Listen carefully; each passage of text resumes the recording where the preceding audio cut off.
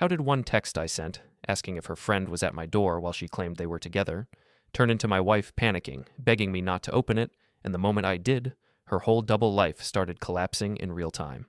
My name is Noah Vance, and I fix other people's broken phones for a living, which means I spend my days staring at the worst kind of honesty, the kind that shows up after someone swears nothing happened. Screens don't care about vows, they care about timestamps, backups, and what you forgot to delete twice. That night started with a lie so casual it almost deserved applause. Erin texted me she was with Kara, her friend from work, the one she always used as a shield when plans ran late and explanations ran thin. The message came in like a routine update, the kind that expects a thumbs up in silence. I gave her neither. I just read it, looked around our quiet apartment, and felt the air in the room tighten the way it does before a storm decides where to land. I didn't have a dramatic reason to doubt her in that moment. No screaming, no accusations, just a slow accumulation of small things that never added up. The sudden interest in a new perfume, the way she guarded her phone like it contained state secrets, the fresh confidence that showed up at home and never showed up for me. She had been acting like a woman auditioning for a better life, and I'd been acting like a man pretending not to notice. I walked to the window and watched headlights slide across the street below.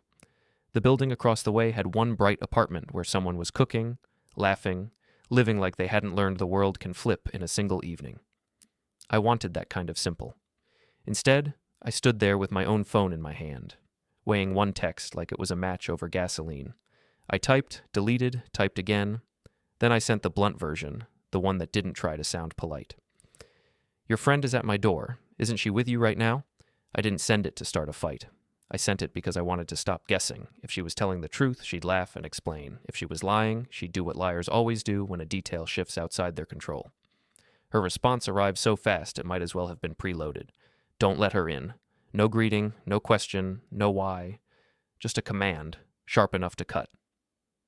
My stomach dropped, not from fear, but from the clean certainty of it. If Kara was truly with Erin, there would be no reason to panic about a doorbell. Erin wasn't worried about my comfort or my mood. Erin was worried about what Kara might say if I heard her voice without Erin controlling the script. The doorbell rang again, impatient this time, followed by a quiet knock. I stared at the door like it had grown teeth. Erin's next text came through with the same urgent tone, like she was trying to shove her hands through the screen and hold my wrist still. Please, do not open. Tell her to go away. Please is a word Erin used when she wanted something, not when she felt it. She saved sincerity for strangers and saved control for me. I didn't answer her. I didn't reply with threats or questions. I set the phone down on the counter and walked to the door. I'll tell you what I expected. I expected Kara to look confused, maybe drunk, maybe at the wrong address. I expected something manageable, something I could file under weird and forget by morning. What I got was a woman standing in my hallway with eyes swollen from crying, hair damp from the cold outside, and a grip on her purse strap so tight her knuckles looked white under the ceiling light. Kara didn't smile. She didn't try to apologize for coming over late. She just stared at me like she'd finally found the one door she couldn't knock on twice. I stepped back and held the door open. She hesitated for half a second, then walked in fast, like the hallway itself was chasing her. When she crossed my threshold, she turned and looked past me into the apartment, as if Erin might be hiding behind the coat rack. She's not here, I said, because it was the only useful fact in the room. Kara's mouth opened and closed once, like her brain was trying to decide which sentence would do the least damage. Then she blurted, "She told me you wouldn't let me in." The line landed wrong, too familiar. Erin didn't just panic, Erin planned. She had pre-written the scene where Kara arrived and I played the villain. That was her reflex. Control the witness before the witness spoke. "Why are you here, Kara?" I asked. Kara swallowed hard. "Because I'm done being quiet," she said. "And because she's going to blame me if I don't speak first." I didn't invite her to sit. I didn't offer tea. I motioned toward the kitchen table because it was a flat surface, and in my world, flat surfaces are where truth either holds up or collapses. Kara sat on the edge of the chair like she might bolt. She pulled her phone from her pocket, then stopped, like the phone had suddenly become too heavy. "I'm not here to ruin your marriage," she said. "That ship left without a captain," I said, and I heard the bitterness in my own voice. The sarcasm was a reflex, a pressure valve. If I didn't let it out in small doses, it would come out in a way that made me look like the story Erin was already building. Kara flinched at the tone, but she kept going. "Erin is cheating," she said, and the words came out flat, practiced, like she'd had to say them to herself 100 times just to get them out of her mouth once. I didn't react the way she expected. No slam of a fist, no shouting. Just a slow inhale. I'd suspected it. Suspicion is poison, but it's not shock. Shock is what happens when the last thin thread of denial snaps. With who? I asked, even though my throat already knew the answer. Kara's eyes dropped to the table. With my husband. The room went quiet in a way that felt physical. My brain tried to reject the sentence by turning it into a different one. With someone else's husband, with a stranger, with a mistake. But Kara didn't leave space for comfort. She said the word husband like she wanted it to bruise. I stared at her hands. They were shaking, just slightly, the tremor of someone who has been holding rage and fear in the same body for too long. How long? I asked. Kara swallowed again. 18 months, she said. Maybe more.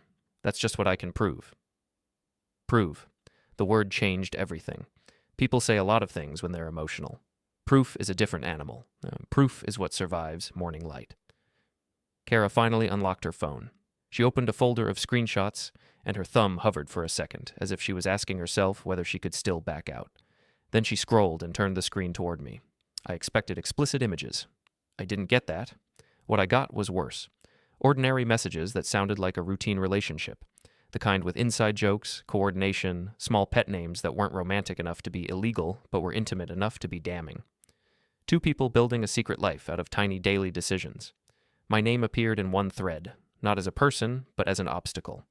Erin had talked about me like I was a schedule conflict. Kara's husband had answered like I was a problem to be managed, not a man. I felt my jaw tighten. I forced it loose. Kara swiped to another screenshot, then another. She showed me a chat that included a photo of a hotel reservation confirmation, the kind that doesn't show a room number on the preview but shows the dates and the city. She showed me a message about a quick work trip that lined up with a week Erin had told me she was attending a training session. The details didn't explode. They stacked. Each one was small enough to deny, but together they formed a wall. I didn't find all of this by snooping, Kara said quickly, as if she could sense the question forming. I took my husband's phone to get a battery replaced. I had it in my hand, and his lock screen lit up. Her name. A message preview. Something about missing her. She paused and let out a shaky breath. I wanted to believe it was nothing. I wanted it to be a joke. So I did what I'm ashamed of. I checked. I listened, and in my mind I could already see Erin's defense.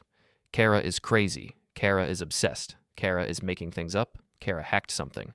It didn't matter what the truth was. Erin would attack the credibility of the messenger because she couldn't erase the message. What happened tonight? I asked. Why did you come here now? Kara's eyes flicked to my phone on the counter like it was a ticking device. She told me she was with you, Kara said. She texted me that you were having some kind of episode, that you were accusing her of things, that she needed me to help calm you down. Then she told me not to answer calls from unknown numbers and not to talk to you directly. Kara's voice cracked on the last line. She was trying to script me. I felt something cold settle behind my ribs. Erin hadn't just cheated. Erin had run a play. She'd used Kara as a shield with me, and she'd used me as a weapon against Kara. 2 homes, 1 lie, and she thought she could stand in the middle and keep both doors closed. Kara scrolled again and showed me something different. Not a full chat thread, a recovery screen, a list of message headers, partial previews, and dates that didn't appear in the standard conversation view. I know what you do, she said quietly. Phones, data, backups. I came here because I need someone who won't let them talk their way out. I leaned forward, eyes narrowing. Where did that screen come from? My tablet, Kara said. Our shared cloud account. I didn't hack anything. I used the standard backup restore view. It showed conversation fragments that weren't in his phone anymore. He deleted them, but the backup didn't forget. Backup didn't forget. That line could have been my business slogan if I wanted to sound like a villain. The truth is, most people don't understand how sloppy they are with their own secrets. They delete the visible part and assume that's the end of it. It's not. Not if you know where to look, and not if you keep your hands clean. I didn't tell Kara what I was thinking. I didn't start explaining processes. She didn't need a lecture. She needed an anchor. Okay, I said. Slow down. I'm not going to do anything illegal. I'm not going to break into anything, but I will not let you be turned into the unstable friend in her story. Kara nodded fast, grateful for structure. I just want the truth out, she said. And I want it out before they decide what the truth is supposed to be. I looked at the door again. half expecting Erin to burst in and perform her victim act in person. She didn't. Erin was a distance fighter. She preferred texts and calls, where she could control tone and timing. My phone buzzed on the counter, and I saw Erin's name flash on the screen. A call this time, not a text. She wasn't just panicking anymore. She was trying to regain control before the room got away from her. Kara stared at the phone like it might bite her. "Don't answer," she whispered. I didn't answer. Not because I was afraid of Erin, but because answering would give her a live stage. She could cry, accuse, twist words, bait me into sounding harsh. And if Kara was right and Erin was already scripting her, then Erin was also scripting me. I let it ring out. A text appeared immediately after, and it was almost funny how predictable it was. Erin wrote that Kara was unstable, that she was drunk, that she was causing trouble, that I should not listen. Erin wrote that she loved me and that I was embarrassing her by letting strangers into our home. Strangers. Kara, the friend Erin had supposedly been with all night? I looked at Kara and saw her face harden. Not into anger, but into relief. She had been bracing for me to choose comfort. When I didn't, she looked like someone exhaling after holding her breath for months. I picked up my phone, took a screenshot of Erin's text with the timestamp visible, and placed the phone back down. I didn't reply. I didn't argue. I just saved it. Kara watched me do it. Her eyes flicked to my hands like she was looking for proof that I was real. "What do you want from me tonight?" I asked her. Kara hesitated, then said, "I want you to see enough that you can't unsee it. Because once you see it, you'll stop giving her the benefit of the doubt. And once you stop doing that, she can't use you the way she's been using both of us." I stared at the messages again, then at Kara's screenshots, then at the quiet apartment that suddenly felt like a staged set. Erin's throw pillows, Erin's perfume on the shelf, Erin's carefully curated life. I knew something else too, something my gut had been trying to say for weeks. This wasn't just about sex or attention. Erin's lies were too structured, too repetitive, too coordinated. She wasn't improvising, she was managing. And the moment Kara used the word prove, the marriage stopped being the story and became the cover. I leaned back in my chair, kept my voice low, and said the first honest thing I'd said all night. "If she's willing to script witnesses," I said, "she's willing to script anything." Kara nodded, eyes glassy. "Then you already know," she said. My phone buzzed again. Another message from Erin, shorter now, sharper. She said she was coming home. She said we would talk. She said she didn't care who was there. I looked at Kara, then at the door. I wasn't afraid of Erin coming home. I was afraid of the moment she realized she'd lost control of the room. That's when people get dangerous, not physically, but socially. They start throwing accusations like knives because they know knives don't need proof to make people flinch. I stood up and walked to my desk drawer. I pulled out a small stack of clear sleeves and a pen, the same tools I use when customers claim they never sent a message or never clicked a link. I placed them on the table between us like a quiet promise. "We're going to do this clean," I said. "No drama, no speeches, no threats, just a timeline." Kara nodded, swallowing hard. Outside, the elevator down the hall chimed softly, and footsteps approached through the carpeted hallway. Erin was coming home, and for the first time in a long time, I wasn't wondering what she would say. I was wondering what she would do when she saw Kara sitting at our kitchen table with her phone open and the truth already on the screen. Erin came through the door like she expected the apartment to play its usual role, warm lighting, tidy surfaces, and me waiting to be managed. She stopped the second she saw Kara at my kitchen table. Her eyes flicked from Kara to me, then to the clear sleeves and pen I'd laid out, and the muscles around her mouth tightened like she'd bitten something hard. Kara didn't stand. She didn't wave. She sat still with her phone face up, like a paperweight holding down a storm. Erin recovered fast. She always did. Her posture softened, shoulders dropping, face tilting into concern. She played the version of herself strangers believed. She made it look like she'd walked into a misunderstanding and wanted to fix it gently. Then her gaze landed on my phone on the counter, and she sharpened. She started talking the way she talked when she wanted the room to pick sides. She framed Kara as unstable. She implied Kara was obsessed with her own marriage problems. She implied Kara had misunderstood harmless messages and turned them into a fantasy. She tried to turn my calm into complicity, like I was enabling drama out of spite. I didn't answer her with anger. I didn't even answer her with a defense. I asked one question, simple and brutal, and watched her face twitch. I asked why she told me she was with Kara if Kara was here at my door. Erin blinked once, too slow. A tiny delay, the kind liars get when the script doesn't match the props. Then she tried to pivot, saying plans changed, saying Kara must have left earlier, saying she didn't keep track of every minute. Her voice grew sharper as she spoke, because she could feel the lie slipping. Kara finally spoke, voice low and steady, and said Erin was lying. Kara said Erin wasn't with her at all. Kara said Erin had texted her a story about me having an episode to pre-frame the night. Kara said Erin told her not to talk to me directly. Erin's mask cracked for half a second. Not rage, yet. Panic. A flash of it, like light under a door. Then she did what she always did when she felt the room turning. She attacked me, not the facts. She implied I was controlling. She implied I was jealous. She implied I had been waiting for a reason to punish her. She aimed those words at Kara, because Kara was a witness now, and Erin needed Kara to doubt her own eyes. I picked up my phone, opened Erin's texts from earlier, and turned the screen toward the table without a word. I didn't read anything aloud. I didn't perform. I let the timestamp sit there like silent teeth. Erin stared at the screen and then looked away, as if refusing to look could erase the record. Her voice changed again, getting smaller and sweeter. She tried to talk to me like we were alone, like Kara was furniture. She asked me to step into the hallway and discuss it privately. She promised she could explain. She promised it was nothing. She promised she just didn't want Kara causing problems. I didn't move. I told Erin we would not do private talks tonight. I told her anything she wanted to say could be said here, calmly. I told her if she felt unsafe, she could leave. I kept my tone flat, almost bored, and I watched her realize she couldn't drag me into a scene. That's when Kara slid her phone across the table. Not the whole phone, just enough for Erin to see the screen. Erin's face went pale in a way I hadn't seen in years, like blood had been drained on command. She reached toward the phone once, then stopped, her hand hovering like she'd been burned before contact. I didn't need to see the screen to know what it was.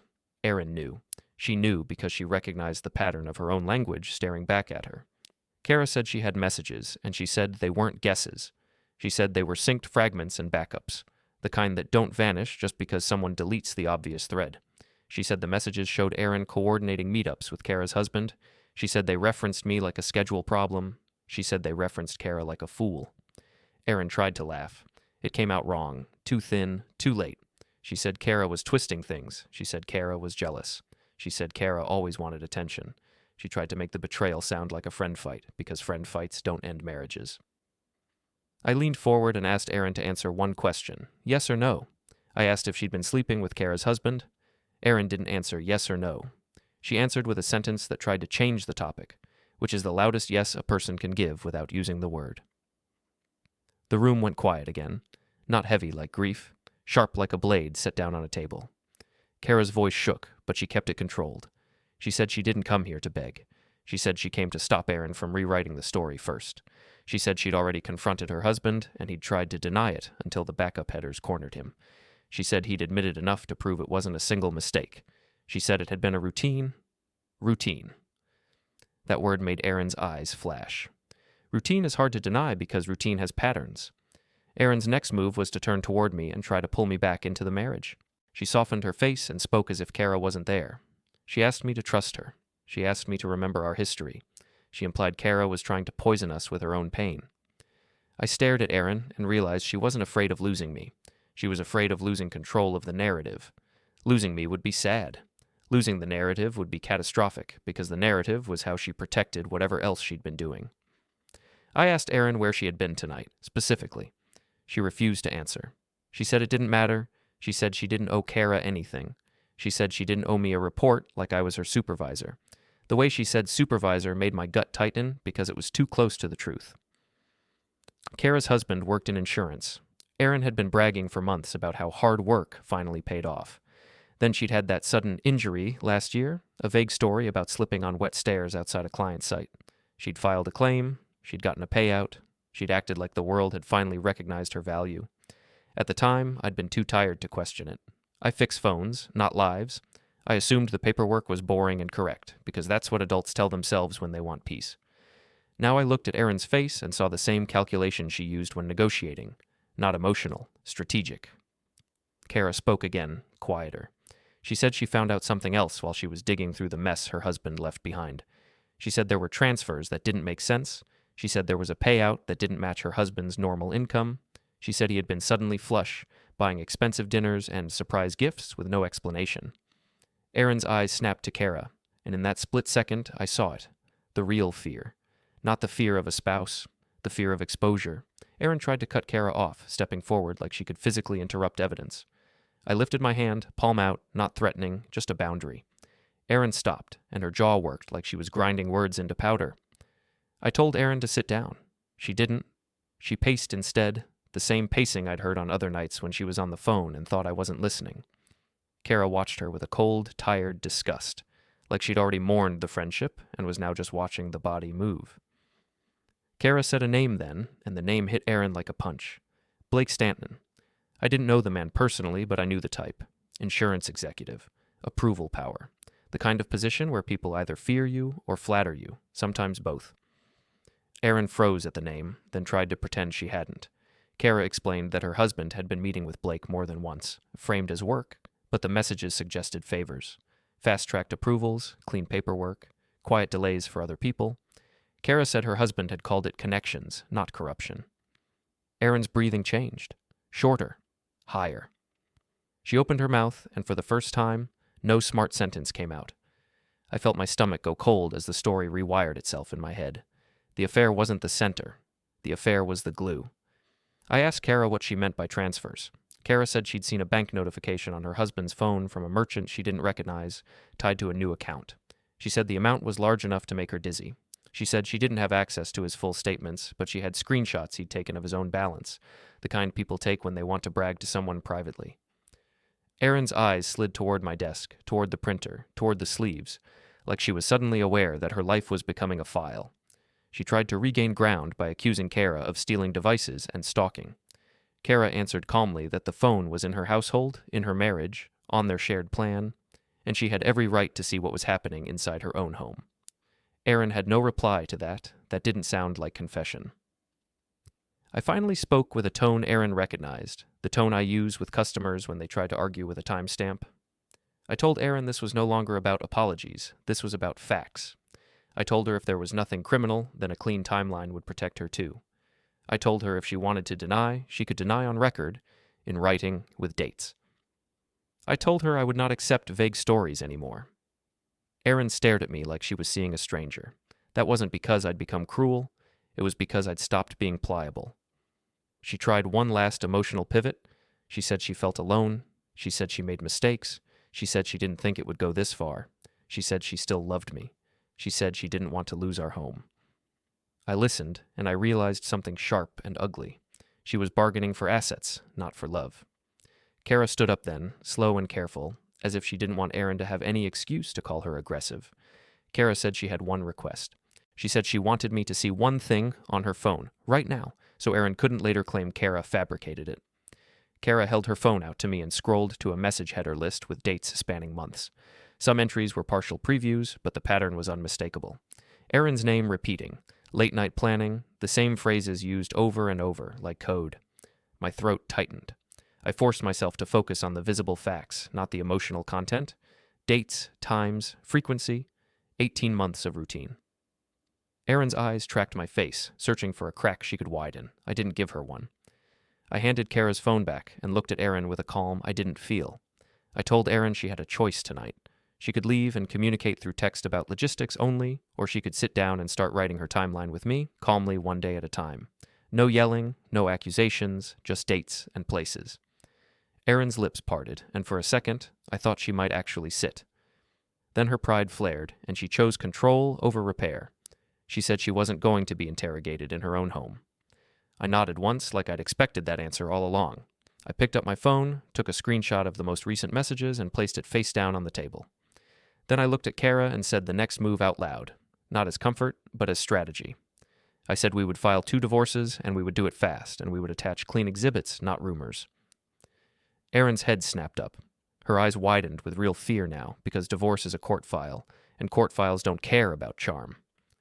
Kara nodded, tears in her eyes, and whispered that she was ready. Erin backed away from the table, like she could physically escape a timeline.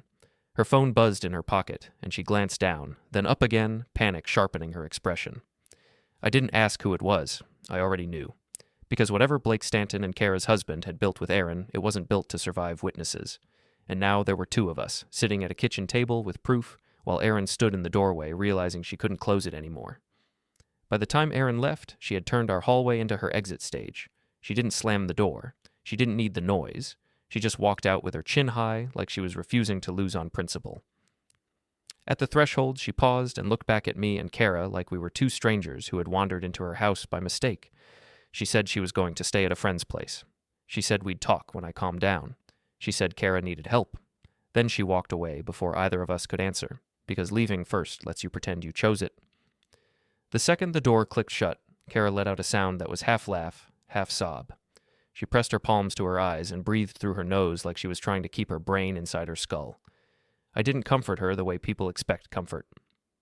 I pushed a chair toward her and told her to sit.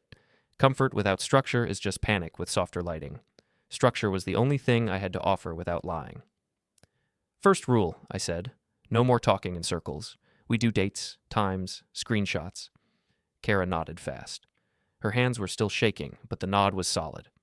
I opened my notes app and titled a page with the kind of boring name Quartz Love. Timeline, Day 1. Then I wrote the first line like I was documenting a device return. Erin claimed she was with Kara at my door. Erin panic text, do not let her in. Time, 2017. Kara watched me write like she was watching someone build a fence around a wildfire. She didn't look relieved. She looked terrified that the fence might still be too small. We worked for an hour without raising our voices. Kara brought up her screenshots.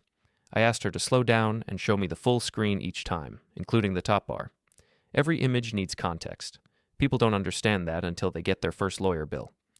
I asked for the date header, the device clock, the name string, anything that proved the picture came from an actual phone and not a fantasy. Kara complied. She was sharp when she wasn't crying. She had already done the first hard part. She stopped trying to protect the marriage that was hurting her. My phone buzzed on the counter. Erin again. This time a text that tried to sound calm. She asked why Kara was in our home. She asked what lies Kara was spreading. She asked if I was really going to throw away our life over jealous people. Jealous people. That was her favorite label. It let her avoid discussing facts. I screenshot the text and added it to the folder I created on my phone labeled simply Evidence. I didn't call it revenge. I didn't call it truth. I called it what it was. Proof that might need a date later. Kara flinched when she saw Erin's name pop up again. She's going to tell everyone you're controlling, she said. I know, I said. That's why we don't argue. We archive. Kara swallowed. My husband is going to do the same, she said. He's going to say I'm unstable. I gave her a look that was almost kind, mostly tired. Then we both become boring, I said. Boring is hard to paint as dangerous. We moved to the next step that mattered. Preservation. Kara emailed herself her screenshots to a fresh address she created on the spot, one with a simple name and no shared devices attached. She didn't need a spy kit. She needed common sense and distance. I watched her do it, then watched her screenshot the sent confirmation with the timestamp visible. Then I did the same with my screenshots of Erin's panic text. 2 separate trails, 2 separate proof chains. If either of us got locked out of our phones later, the record still lived elsewhere. Kara said something then that made me pause. She said Erin had called her twice before showing up at my door. Erin hadn't left a voicemail, but she had used the same short phrase both times. A phrase Kara couldn't stop replaying. She kept saying we need to keep the story clean, Kara said, like it was a work project. Story clean. Those words didn't belong in a normal marriage fight. I wrote the phrase down in my timeline and underlined it. Scripted language is a fingerprint. People don't realize how often they repeat it until someone starts collecting it. Kara left after midnight. I walked her to the elevator and watched the doors close on her reflection. She looked like a person who had been living in a haunted house and finally stepped outside. She wasn't safe yet. She was just no longer alone. When I returned to the apartment, the silence felt different. Not peaceful, strategic. Erin had left the space behind like a chessboard, and for the first time I could see the pieces. I barely slept, not because I was crying, because my brain wouldn't stop sorting.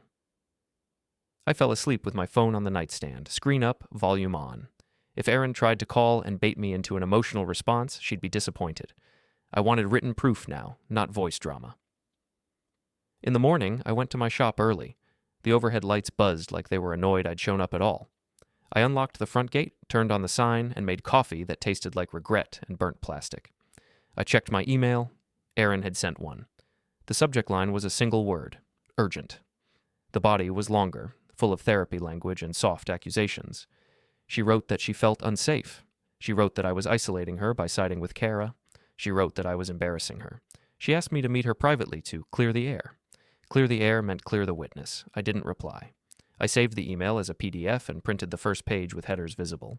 Then I signed the back and put it in a sleeve. My hands moved without emotion, like muscle memory. That frightened me more than any of Erin's words. Around mid-morning, Kara arrived at my shop wearing sunglasses even though the sky was gray. She took them off inside and looked at me like she'd been rehearsing a sentence all night. My husband admitted something, she said. Not everything, but enough. I didn't ask how she got the admission. I asked what he admitted, and I asked for it in plain terms. Kara said he admitted the affair was real. He admitted it went on for more than a year. He admitted he met Erin during work-related events tied to insurance claims. He said it started as flirting and turned into routine. Routine again? Kara also said he admitted there was money. Not just dinners and hotels, real money. She slid her phone across my counter and showed me a screenshot of a transfer confirmation. It wasn't a full statement, but it had the essentials: date, amount, a partial account label, and a reference note that looked like an internal code. The amount made my throat tighten. I looked up at Kara slowly. "Where did you get this?" I asked. "He sent it to her," Kara said, "by accident.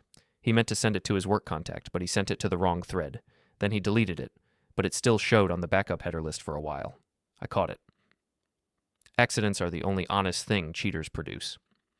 I asked Kara if she could match that transfer date to anything else. Anything in their messages. Any mention of a payout or a split. Kara scrolled and found a line, ugly in its simplicity. A note about your cut and keeping paperwork quiet. My skin went cold. I didn't need more emotion. I needed context. I pulled up Erin's old injury story in my head, the one she told like she was proud of how she'd survived. The payout had come fast. Too fast. At the time, I'd assumed she was lucky. Now I recognized the smell of pulled strings. Kara said Blake Stanton's name again. She said her husband described Blake as the person who could make things happen inside the insurance firm. Approvals, delays, quiet overrides. Kara said her husband called Blake a fixer, and then immediately corrected himself and called him a mentor. Mentor. Another label people use when they want to make corruption sound like career growth. I stared at the transfer screenshot and felt my anger change shape. It wasn't hot anymore. It was cold and focused, the kind that doesn't need screaming to move. "This isn't just betrayal," I said. "This is leverage." Kara nodded. "That's why she panicked," she said. "Not because of us, because of what we could connect." I opened my laptop and started a new document titled Evidence Ledger. I listed each item in plain language. Erin panic texts, Kara screenshots, transfer confirmation screenshot, backup header list showing deleted fragments, hotel date references.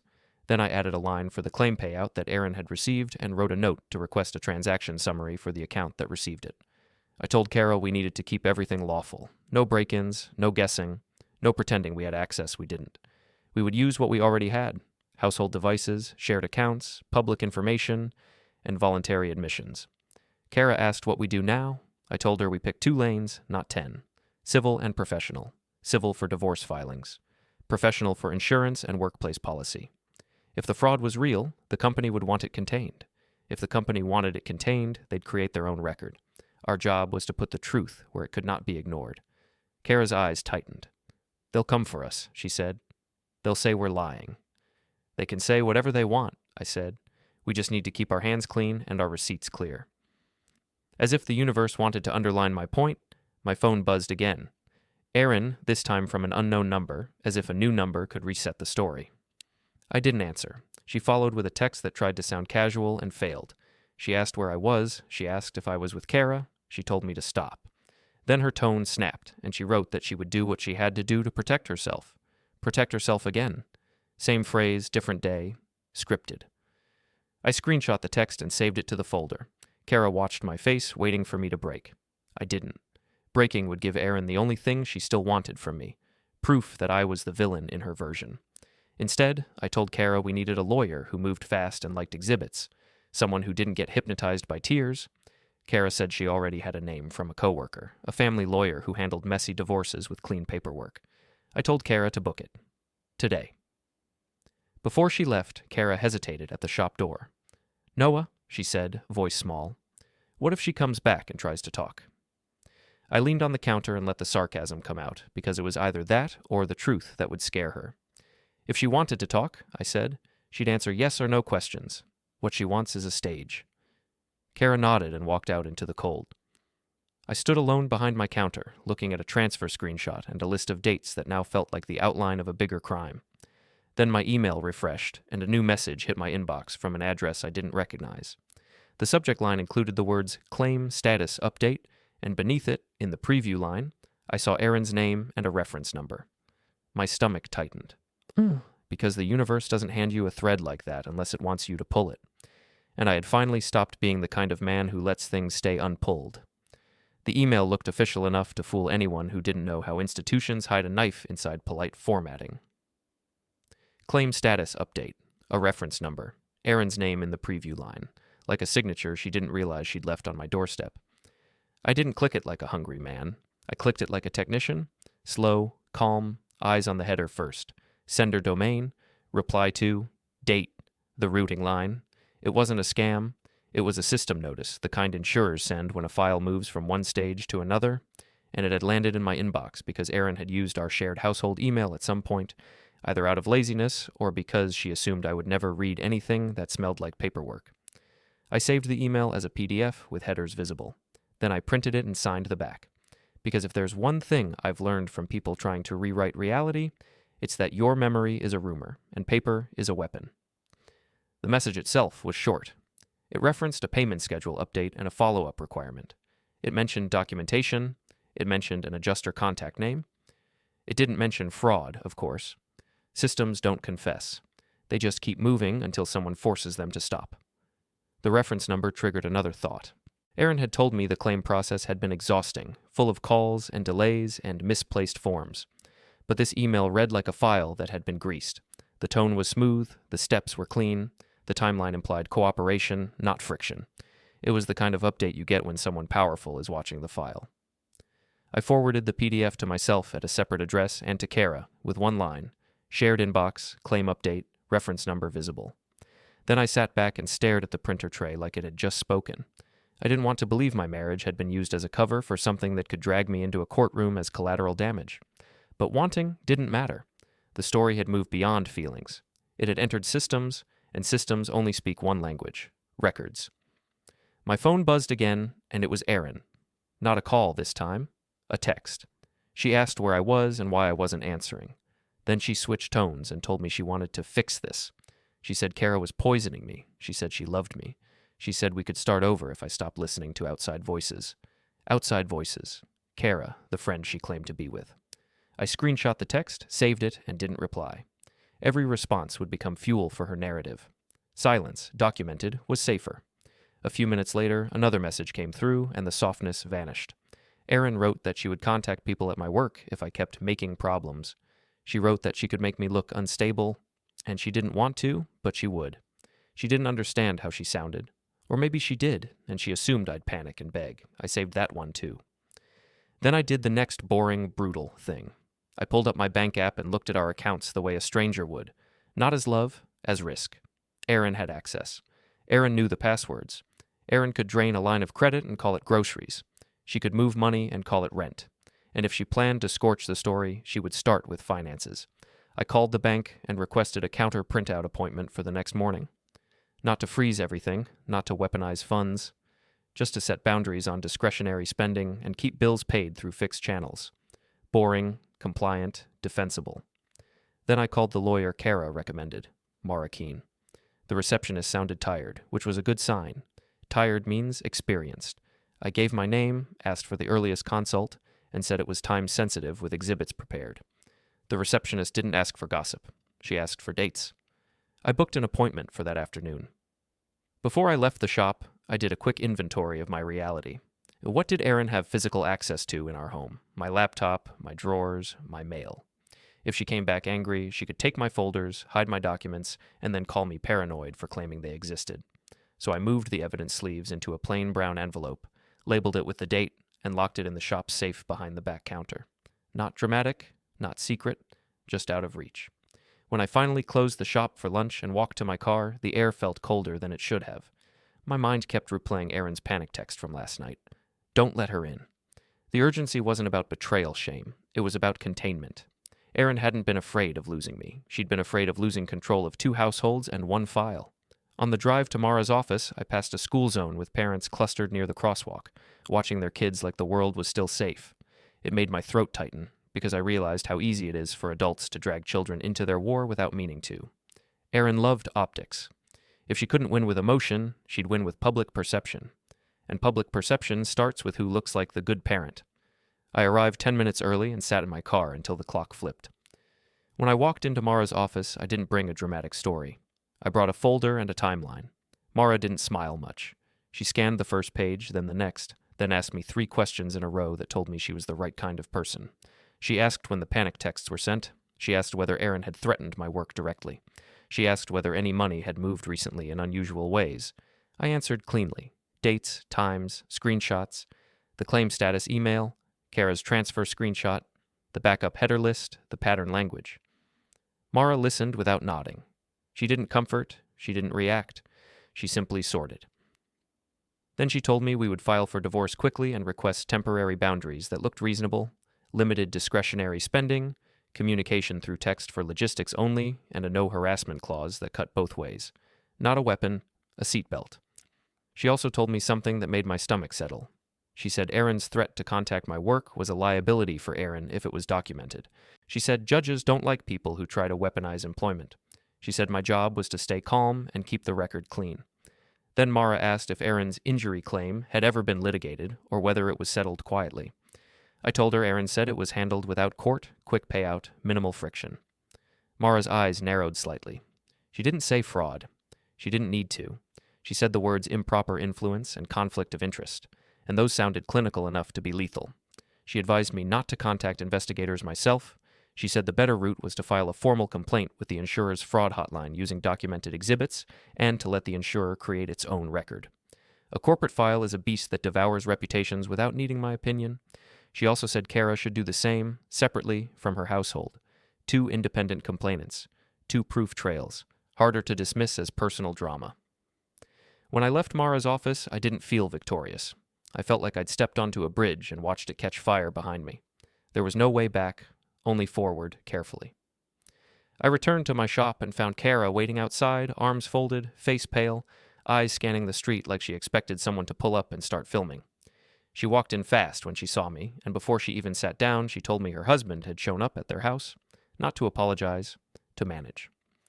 She said he tried to frame it as a mistake, then as a misunderstanding, then as Kara being emotional.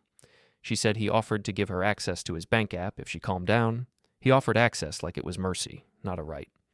Kara also said something else. Her husband warned her not to mention Blake Stanton's name to anyone. He said it could cause serious problems. He said people with power don't like being dragged into personal messes. That line made me almost laugh. Not because it was funny, because it was a confession disguised as advice. I told Kara what Mara said. Separate complaints, clean exhibits, no emotional language, just dates, payments, and the claim reference number. Kara nodded and pulled out her phone. Together we drafted a short, sterile complaint. We included the claim reference number from my email. We included the transfer screenshot Kara had.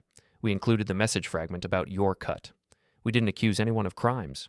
We stated that we believed the claim may have involved improper influence, and we attached the documented inconsistencies. Then Kara hit submit. It was the smallest action of the day. It felt like the biggest. We sat in silence after, listening to the hum of my shop lights and the distant traffic outside. The kind of silence that means a domino has fallen, but the sound hasn't reached you yet. My phone buzzed again. Erin. This time she sent a photo. It wasn't explicit. It was strategic. A picture of our living room, taken from inside the apartment. She was back there. And in the photo, she'd positioned herself so it looked like she was alone, calm, composed. The image was meant to imply she was the stable one, and I was the absent one. A minute later, a text followed. She said she was worried about me. She said she didn't know where I was. She said she hoped I was safe. She said she might have to contact someone if I didn't respond. It was the oldest trick in the book. Weaponize concern, frame silence as danger. Create an excuse to involve outsiders. I didn't reply. I forwarded the photo and text to Mara immediately. Then I did something else, something that made my hands feel heavy. I drove back to the apartment, not to fight, but to remove myself from her stage. If Erin wanted to claim I was missing, I needed to be visible in the most boring way possible. When I arrived, Erin was there, sitting on the couch like she belonged to a different version of our marriage. She started to speak the second I walked in, but I held up my phone and recorded the room setup silently for 2 seconds. No narration, just time and space. Then I stopped. Erin asked why I was acting like this. She asked why I was treating her like an enemy. She said Kara had manipulated me. She said she was only trying to protect our life. Protect our life. Again. I told Erin, calmly, that all communication would be written from now on. I told her I would not discuss Kara's marriage. I told her any threats to my work would be documented and used in court. I told her I had a lawyer.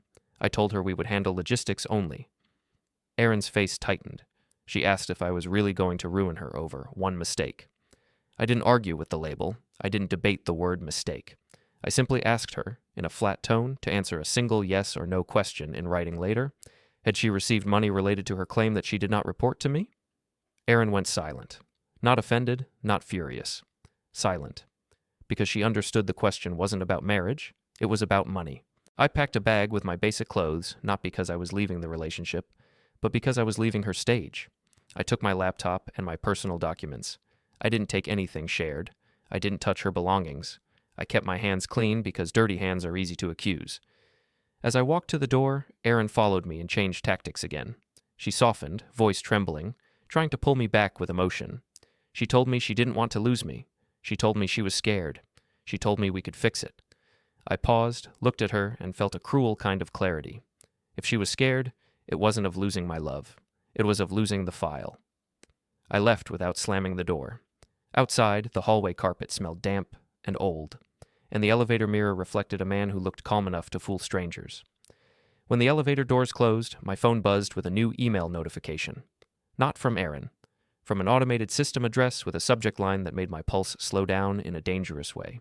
Fraud intake confirmation, a case number, a record, and the moment I saw it, I knew the next phase wasn't going to be between me and my wife. It was going to be between her and a system that doesn't take apology as payment. The fraud intake confirmation sat in my inbox like a stamped envelope you can't pretend you never received. A case number, a timestamp, a bland paragraph thanking me for my submission and promising a review. It didn't accuse anyone. It didn't promise justice. It just meant the story had entered a system that hates ambiguity. I forwarded the confirmation to Mara and to Kara, then printed it at the shop and signed the back. It felt ridiculous, signing the back of a page that already had an intake time, but I've learned people will argue about anything if it buys them an hour. My job was to remove hours from Erin's future. I didn't go home that night. Home had become Erin's stage, and stages are built for performances, not truth. I slept in the back room at the shop on the old couch I kept for long repairs. It smelled like solder and stale coffee. Perfect. Nobody gets sentimental over solder. At 6:12 a.m., my phone lit up with a string of messages from Erin that looked like she'd spent the night pacing and drafting. The first was sweet, almost nostalgic. She said she missed me. The next was irritated. She said Kara was poison. The third was sharp. She said I had no right to involve outside people. The fourth was the one that mattered. She said she had spoken to someone at the insurance firm. She said they were concerned about false accusations. She said my little complaint was going to backfire. She said if I didn't stop, she would protect herself in ways I wouldn't like. She didn't name the person at the firm, but she didn't have to. The point was the same. She wanted me to picture a faceless authority leaning toward her side, like she still had a shield. It would have worked on the old version of me. The old version would have argued, would have demanded to know who she spoke to, would have panicked and tried to fix the situation before it became real. Instead, I screenshot the messages, saved them, and made a note in my ledger. Erin claims contact with insurer, threatens consequences, time, 06.12. Because if she really had reached into the firm, that was another thread tying her to influence. Kara arrived at the shop mid-morning with her hair pulled back tight and her eyes too dry. She looked like someone who had stopped crying and started planning, which is the only upgrade grief offers. She placed her phone on the counter and told me her husband had tried a new tactic. He'd offered her a settlement at home. Not legal, just emotional. He promised therapy. He promised transparency. He promised he would cut off Erin. He promised anything that kept Kara from walking into a building and saying the wrong name to the wrong person. When Kara refused, he got colder. He warned her that if she kept pushing, she could lose everything. He said he had friends. He said she had no idea who she was dealing with. That last line did more for our case than any apology ever could. People who are innocent don't talk like minor villains. Kara also brought something I didn't ask for but didn't ignore. A screenshot of a calendar event on her husband's phone from months ago, labeled as a vendor review meeting. The location tag on the event was a hotel conference room, not an office. The invite list was hidden, but the time window matched one of the hotel reservation confirmations in the message thread. Not a smoking gun, but a clean stitch between lies. I added it to the pile and told Kara we needed to pick one central narrative and stick to it. Not the affair, not the heartbreak, the influence. If Erin had used an affair to gain claim advantage, then the affair was motive, the claim was mechanism, and the proof was timing. That's how systems think. Systems don't care who touched whose hand in a restaurant. They care who moved money and who signed off on it. We spent 2 hours building a one-page date table. Columns, date, event, what Erin claimed, what the record shows, what we have to support it. No adjectives, no rage, just structure. Erin's injury claim became the spine, the payout date, the hotel date, the transfer date, the chat fragment referencing a cut. The morning after texts where Erin talked about keeping the story clean, each point was boring alone. Together they looked like choreography. Around noon, Mara emailed back with 3 bullet points and 1 question. Mara moved like a scalpel. She said we were filing a temporary financial boundary request that afternoon. She said we would request written-only contact unless emergencies. She said we would include Erin's threat texts as exhibits. Then she asked the question that mattered. Did I have any official communication from the insurer in the shared inbox beyond the claim status update? I told her yes, then forwarded the earlier email again, along with the intake confirmation. Mara replied with a single sentence. Keep saving headers. Do not engage her directly. I stared at that line and felt something like relief. It meant I could stop trying to win at home. Home didn't have rules, courts do. By late afternoon, the predictable counterattack arrived. Erin showed up at the shop, not alone. She came in with a woman I recognized vaguely from her social circle, someone who wore concern like jewelry. Erin moved slowly, controlled, scanning the room like she was looking for the right angle. Her friend stood slightly behind her, eyes wide, taking in my counter and my workbench like they were props in a trial. Erin started with softness. She said she was worried about me. She said I looked tired.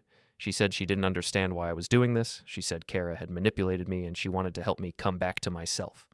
Her friend nodded at every sentence like a trained audience. I didn't react. I asked Erin what she wanted in practical terms. Erin blinked, thrown by the lack of emotional fuel. Then she said she wanted her old phone back, the one she'd dropped off for a screen repair 2 weeks ago, the one I hadn't yet touched because I'd been busy, the one that still sat in my locked cabinet with a repair tag. I felt my pulse slow down. Of course she wanted that phone. Of course she did. She wasn't here for love. She was here for control over a device. I told her the phone would be returned when the repair ticket was closed, and that required payment and signature. My tone was identical to how I talked to anyone. I could see her friend struggle to reconcile the scene she expected with the scene she got. Erin's eyes narrowed. She tried to shame me, saying I was hiding behind policies to punish her. She said she would call the police if I didn't hand it over. I kept my face neutral and told her she was welcome to call anyone she liked. The device was her property, but it was in my shop under an active service ticket, and I would return it with a proper receipt and a signature like I do for every customer. Then I did the thing that took her air away. I pointed to the security camera above my counter. Not as a threat, as a fact. If she made a scene, it would be recorded. If she claimed I refused, the record would show the terms. If she claimed I was aggressive, the record would show my posture. Erin hated records that didn't belong to her. Her friend shifted uncomfortably. She had come for a drama, and she'd walked into a boring transaction. Erin tried one last angle. She asked to speak privately. I said no. I said all communication would be written, and my attorney was already involved. The word attorney landed like a switch. Erin's expression tightened. She glanced at her friend, and for a second I saw her calculating whether to keep the friend here as a witness or to remove the friend as a liability. Erin was good at chess. She just wasn't used to playing against a man who refused to move emotionally. Her friend finally spoke, trying to mediate, saying maybe we should all calm down and talk like adults. I nodded once and said the adult thing was to let lawyers handle the facts and let us handle logistics. Erin's composure cracked. She hissed that Kara was lying and that I would regret this. She said the insurer would laugh at my complaint. She said she had already spoken to someone who would fix it. There it was again. The language of influence, not innocence. I didn't respond. I simply picked up my phone, opened my notes, and typed the line with the time. Erin noticed and snapped, asking if I was recording her. I told her I was writing a timeline. I told her it was for court. I told her she was free to deny it later in writing. Her friend looked at Erin differently after that. I watched it happen in real time. Concern shifted into doubt. People don't like being used as props when the other person stays calm. Erin took the device receipt off my counter and crumpled it in her hand like it offended her. Then she turned and walked out without her phone, dragging her friend behind her. The bell above the door chimed as they left, and the sound was almost comical, like a cheerful punctuation mark at the end of a threat. Kara exhaled from the back room where she'd been listening. She stepped out and asked if I was okay. I said I was fine. Then I admitted the truth I didn't want to say out loud. Erin came for the phone because something on it scared her. She didn't come to apologize because apologies can't delete backups. Kara nodded slowly. My husband did the same, she said. He kept asking for my tablet. Not the phone, the tablet.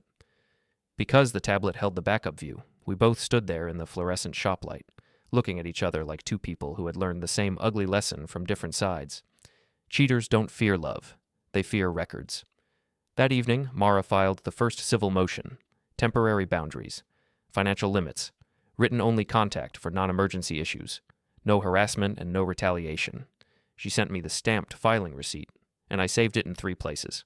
Then, just before midnight, Kara forwarded me a new email she'd received at her work address. It was an internal notice from the insurance firm. Mandatory all-hands meeting scheduled for the following week.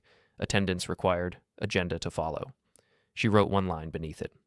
Blake never calls all hands unless he's controlling a fire. I stared at the email, the date, the time, and felt the shape of the next set piece forming. Erin thought she could fix it from inside. Blake thought he could contain it with a meeting, but meetings have minutes, and minutes have a way of turning private sins into official problems. My phone buzzed again, and Erin's name lit up the screen with a single new message. She said she knew Kara was working with me. She said she knew we were building a case. She said she didn't care. She said we would not humiliate her in public. I didn't reply. I just looked at the all-hands notice on my screen and realized something cold and satisfying. If Erin feared humiliation, it meant she already knew the room was not hers anymore. And if the room wasn't hers, the best decision I ever made wasn't opening the door that night. It was keeping it open long enough for witnesses to walk in. The all-hands notice sat on my screen for a full minute before I let myself breathe. Mandatory attendance. Agenda to follow. Corporate language for panic dressed as professionalism. If Blake Stanton was calling everyone into one room, it meant the walls were already sweating. Kara was the one who said it first, almost like a prayer. She said Blake would try to control the fire by controlling the story. She said he would frame it as a routine compliance check, a misunderstanding, maybe even a targeted smear from disgruntled people. She said he would do it with confidence because confidence is what power uses when proof is still outside the room. I told her proof was coming inside the room. We met at my shop after closing, lights dimmed, front sign off, the place quiet enough to hear the refrigerator hum. I spread out our paperwork on the counter like I was laying out parts for a repair. Not to admire them, to see what was missing. Erin's fear message from last night went into the stack first. Her line about not being humiliated in public, it wasn't evidence of fraud, it was evidence of intent. People don't preempt humiliation unless they know the stage is real. Then came the claim status update email, printed with headers, the case number confirmation from the hotline, Kara's transfer screenshot, the message fragment about a cut, the calendar entry showing a hotel location disguised as a vendor meeting, Erin's threat to contact my work, documented with timestamps. We didn't have one perfect smoking gun. We had something better. We had a pattern that matched itself across 2 households. That's what systems recognize. Patterns, frequency, consistency. And the moment you show a system a consistent pattern, it stops caring about your feelings and starts caring about liability. Kara's hands hovered over the pages, and for the first time, she didn't look like a woman drowning.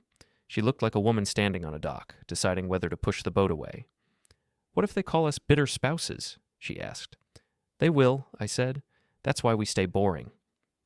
Boring meant no speeches, no dramatic confrontations in parking lots, no begging anyone to admit anything, just exhibits that speak without us.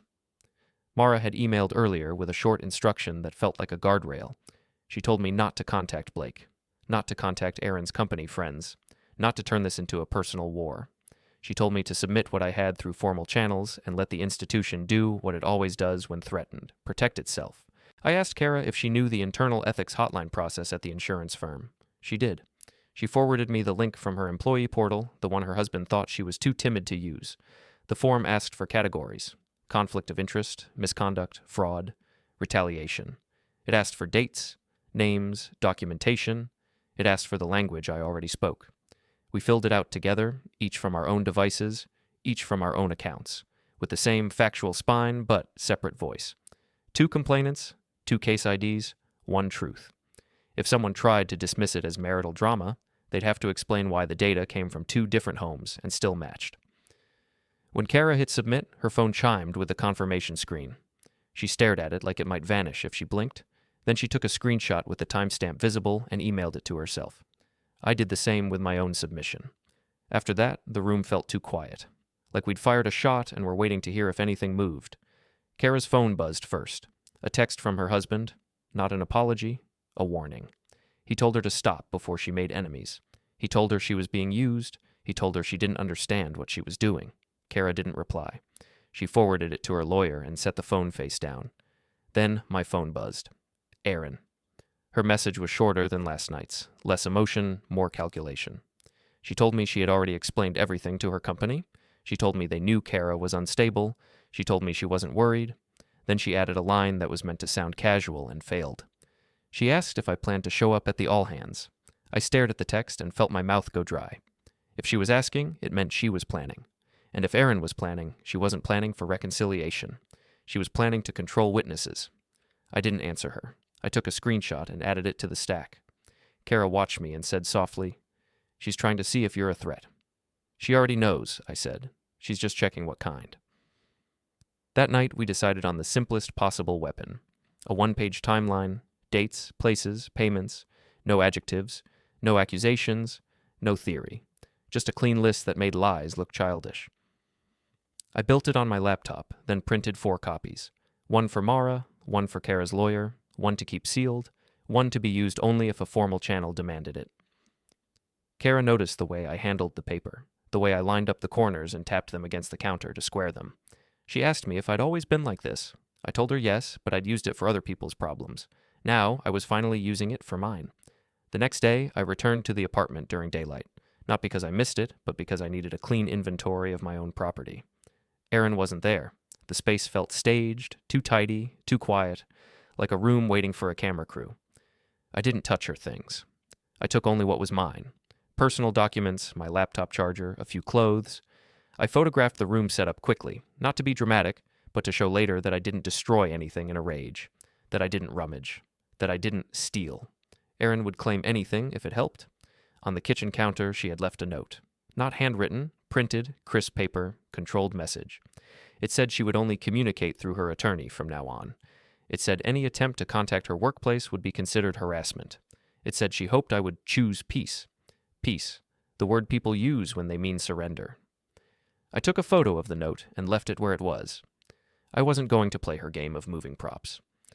Back at the shop, Mara called me and told me the temporary motion was scheduled for a short hearing within 2 weeks. Fast track. She said Erin's attorney had responded aggressively, which was predictable. She said Erin was claiming Kara was stalking her and that I was collaborating to smear her. She said the judge would care about one thing, documentation. Mara asked if Erin had ever used our shared email for any claim communications besides the update I printed. I told her I didn't know. She told me to search the inbox for the claim reference number and the insurer name, then print headers for anything relevant. Nothing beyond what I already had. No digging into Erin's private accounts. Just the shared inbox. Lawful. Clean. I did it. I found 2 more automated notices I'd ignored months ago. One about a documentation request. One about a payment status. Both showed fast turnaround. Both showed a direct adjuster line. I printed them, signed the backs, and sleeved them. Kara arrived later with news that tightened the noose. Her husband had been called into a short meeting at work, and when he came home, he looked like someone had scraped the arrogance off his face. He didn't say what happened. He just started begging Kara again to drop it. He offered money. He offered the house. He offered anything that could be turned into silence. Kara told him no.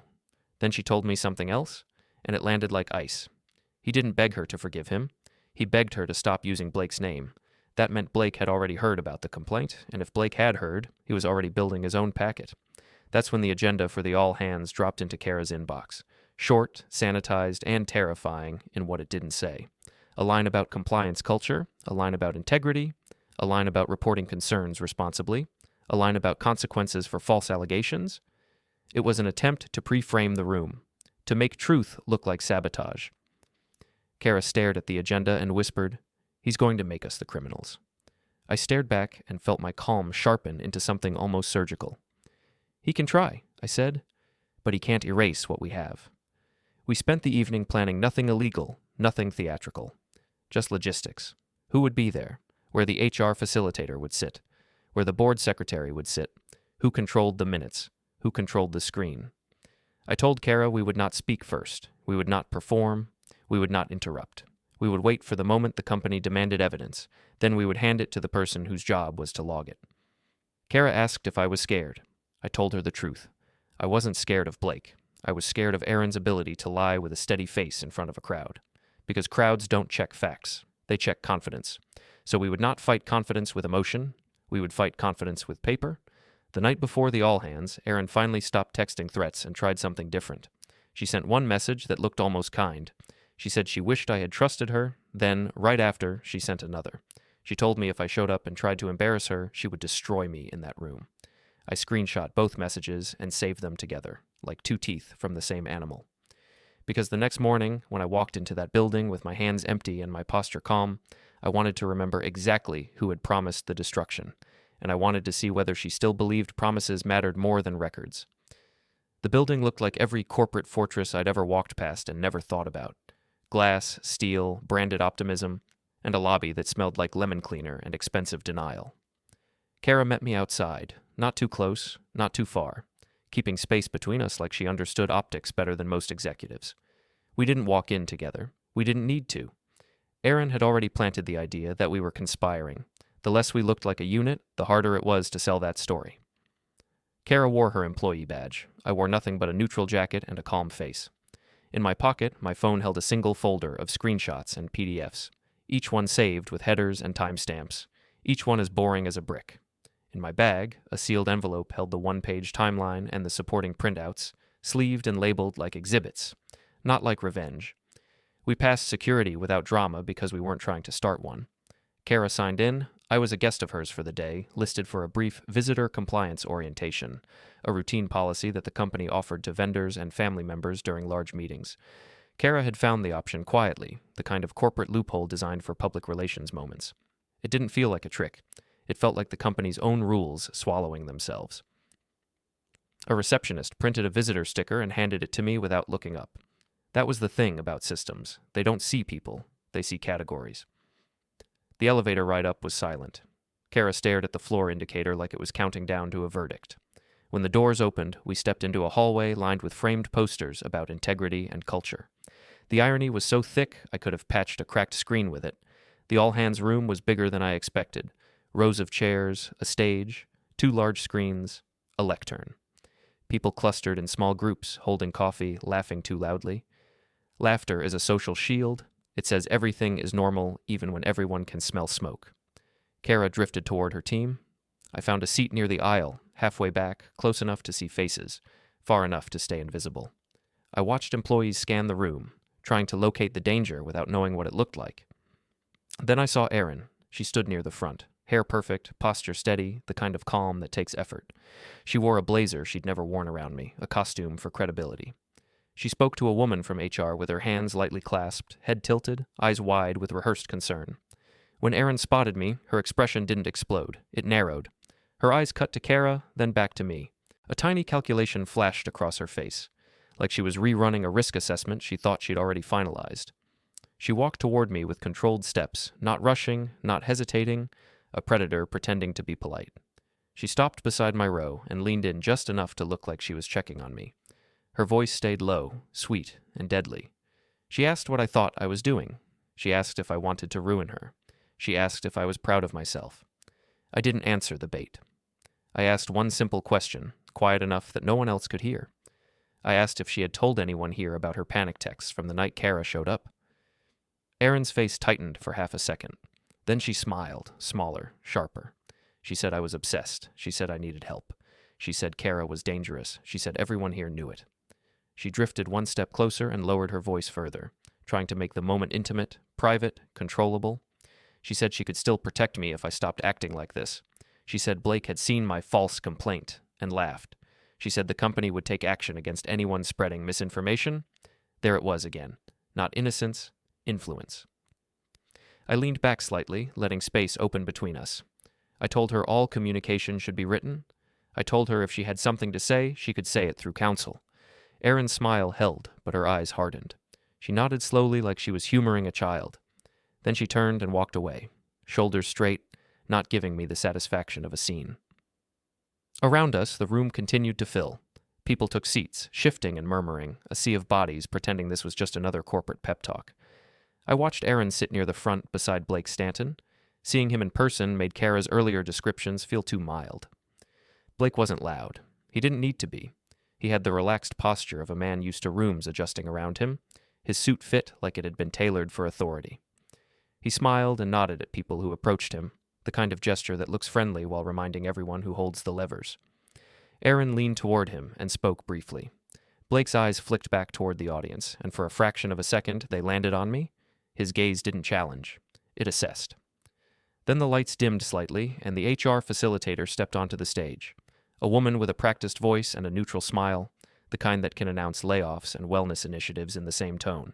She welcomed everyone, thanked them for their commitment, and introduced the theme of the meeting: integrity, compliance, reporting. The first slides were clean and bland, value statements, hotline reminders, a short segment on the importance of responsible reporting. The facilitator spoke about how false allegations damage culture and how the company would protect itself from malicious claims. I could feel the pre-frame tightening like a net. Kara's shoulders tensed near her team. Employees nodded along, because nodding is what people do when the company says words that sound like safety. Then Blake took the stage. He didn't start with anger. He started with warmth. He thanked everyone for their hard work, mentioned recent wins, praised the team.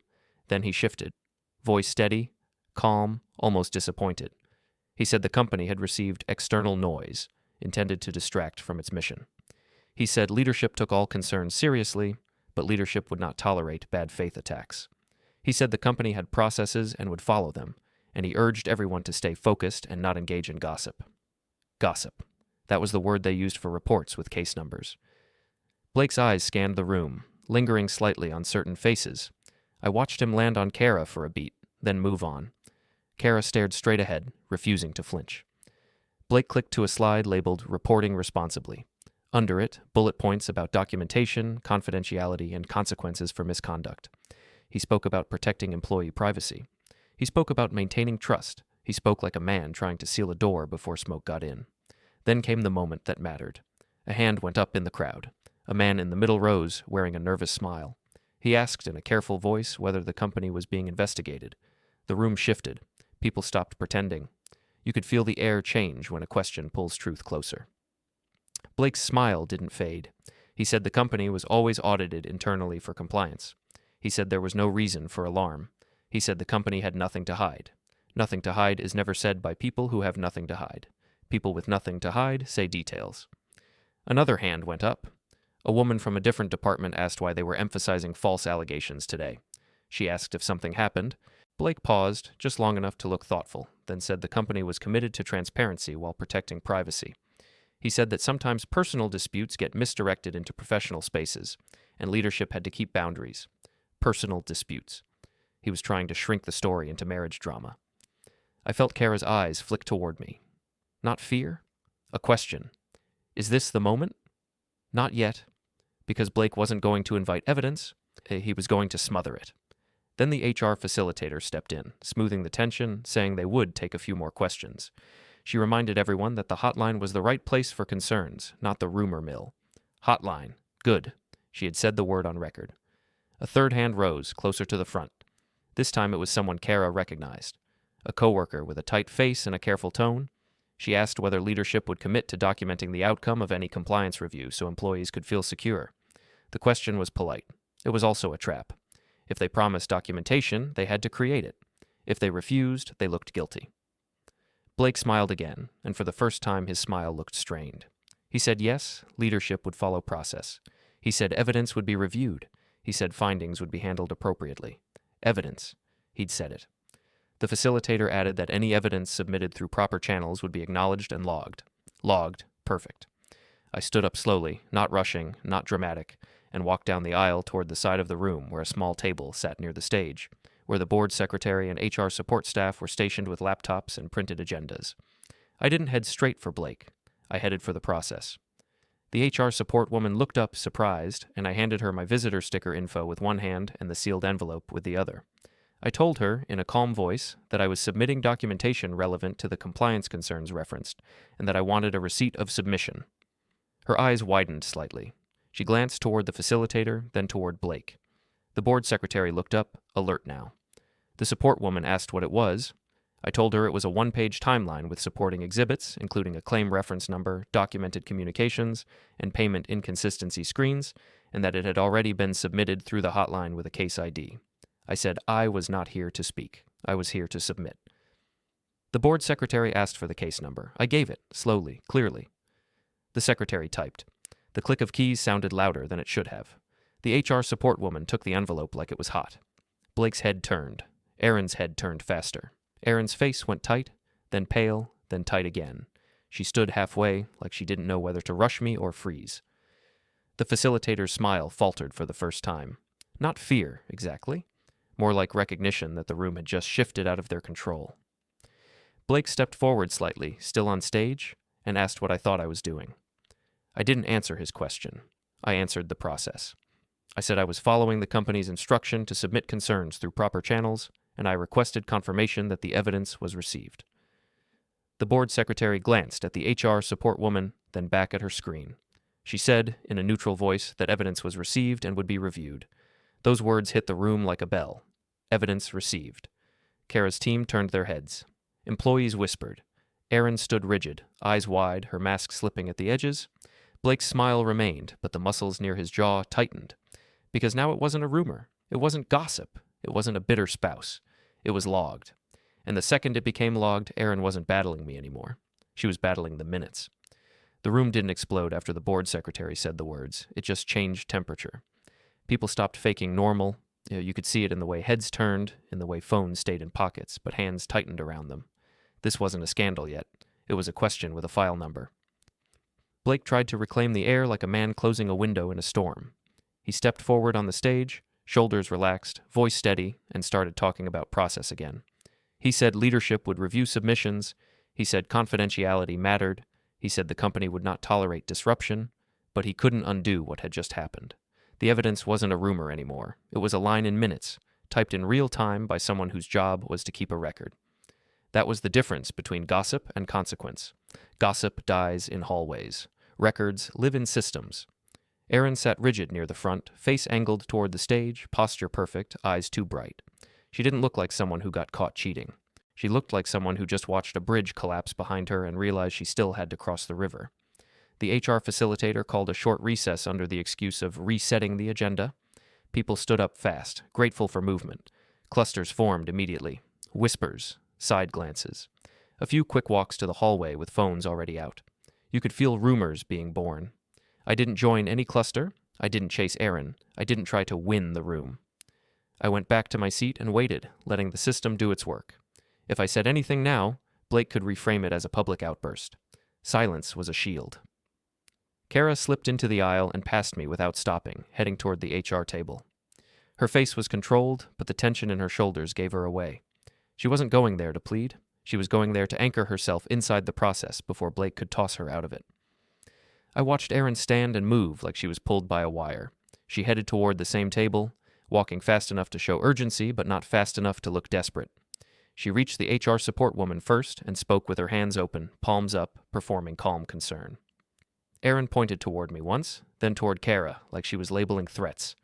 The HR support woman's eyes flicked back and forth like she wished she were anywhere else. She nodded once, not agreeing, just acknowledging. She turned slightly toward the board secretary and said something I couldn't hear. The secretary kept typing. Erin's gaze snapped toward the envelope in the support woman's hands, and her control slipped. She leaned in closer. The HR support woman stepped back half a step, reflexive. Erin caught herself and straightened, smoothing her blazer. Kara arrived at the table and stopped on the opposite side, leaving space between them. Two women who used to call each other friends, now separated by a stack of corporate policy in a public room full of witnesses. Kara spoke calmly, and Erin's jaw tightened as she listened. Blake came down from the stage and joined them. He didn't rush. He moved like a man who wanted the room to see him as the adult. He spoke to HR, then to Erin, then to Kara, then glanced toward me again, eyes flat. A security guard drifted closer, not aggressive, just present. Corporate pressure doesn't start with handcuffs. It starts with posture and proximity. The HR facilitator stepped off the stage and approached the table, smile gone now, face neutral.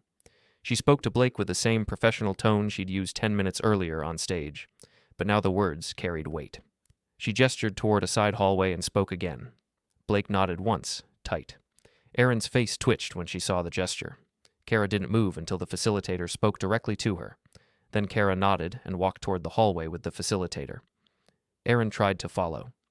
The security guard stepped slightly into Erin's path, not blocking her, just reminding her the hallway wasn't her hallway. Erin stopped, smile flashing like a weapon, and said something to the guard that made his expression tighten. The guard didn't move. Blake leaned toward Erin and murmured something. Erin's eyes widened, then narrowed, then she forced her face back into composure. She turned, scanning the room, and for a second her eyes landed on me with pure, clean hatred. Not heartbreak, not shame. Hatred that I had made her powerless in public. I didn't look away, I didn't glare back. I just watched. A minute later, the HR support woman walked toward me, holding a small printed slip like it was a receipt from a coffee shop. She handed it to me with both hands and kept her voice low. It was a confirmation of submission, with a timestamp and an internal reference. Not a promise, not a verdict, a record. I thanked her and slipped it into my bag. Around us, the room churned. People pretended to check email. People pretended to stretch their legs. But they were watching. Everyone was watching the table, the hallway, the stage, watching for the moment the company either swallowed the truth or choked on it. The meeting resumed, awkwardly. Blake returned to the stage and tried to restore the script. He spoke about culture again. He spoke about respecting colleagues. He spoke about the hotline and responsible reporting. But his tone had changed. There was a slight edge now, a forced steadiness. He wasn't leading a company speech anymore. He was holding a lid down. I stayed seated. I took notes on nothing. I watched faces. I watched which managers leaned together and which ones suddenly sat apart. I watched who glanced at Erin and then quickly looked away. Social scaffolding doesn't collapse in one crash. It starts with small gaps. Erin returned to her seat alone while Kara stayed gone. Erin sat stiffly, eyes forward, hands clasped on her lap like she was in church. She didn't look at anyone. She didn't have to. She could feel the room shift around her. 10 minutes later, Kara came back in, and she didn't return to her team. She walked straight down the aisle and sat one row behind me, slightly to the side, close enough to whisper if needed, far enough to avoid obvious alliance. Her face was pale, but her eyes were steady. She leaned forward and said quietly that HR had put her on paid leave pending review, framed as to protect the process. She said they told her not to discuss the matter with coworkers.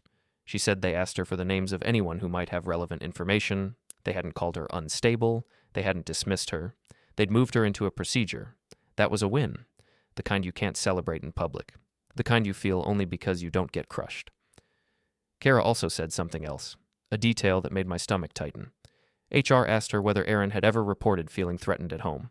HR asked it carefully, like they didn't want to accuse. Kara said she answered honestly. Erin had threatened other people, not the other way around. I stared at the stage and felt the shape of Erin's next move before it happened. If Erin couldn't win in the company's process, she would try to poison the process by reframing it as harassment. That meant she might already be laying groundwork for a protective order, or at least a narrative of fear. Not because she was afraid, but because fear is a weapon in clean hands. When the meeting ended, people poured out into the hallway like water released from a dam. I didn't rush. I waited until the crowd thinned, then stood and walked toward the exit with slow steps. Kara followed at a distance. We didn't speak. Erin caught up to me near the elevator bank. She didn't scream. She didn't cause a scene. She stepped close enough to be heard, but far enough to look reasonable if anyone glanced. Her voice was low and controlled, and the words were sharpened. She told me I had crossed a line. She told me she would make sure everyone knew I was stalking her and manipulating Kara. She told me she would make sure I regretted humiliating her.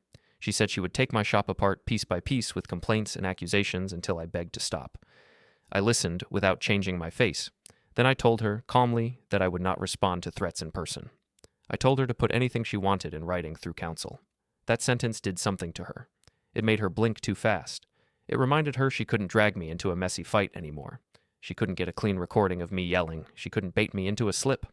Her eyes flicked to my bag, to the sealed edges, to the idea of paper she couldn't erase. She stepped back as the elevator doors opened, and she smiled in a way that didn't reach her eyes. She said I didn't understand who I was dealing with. I stepped into the elevator and let the doors close. Outside, in the lobby, Kara stopped near the reception desk and stared at the company logo on the wall like it was suddenly a warning sign. She didn't ask if we had won. She asked what happens next. I told her the truth. Next, they try to bury it. Next, they try to cut deals. Next, they try to pick off the weak link. Next, Erin will claim she's the victim. Next, Blake will try to sacrifice someone smaller to protect himself. Kara nodded slowly.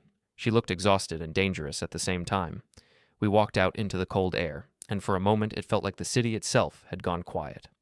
The kind of quiet that comes right before something falls. My phone buzzed as I reached my car. A new email notification, not from Erin, not from Mara, from the insurance firm's compliance address. Subject line, request for interview and documentation. My throat tightened. Kara's phone buzzed too, and she looked down at her screen, eyes widening. Same subject line, same sender. The system wasn't just listening anymore. It was moving.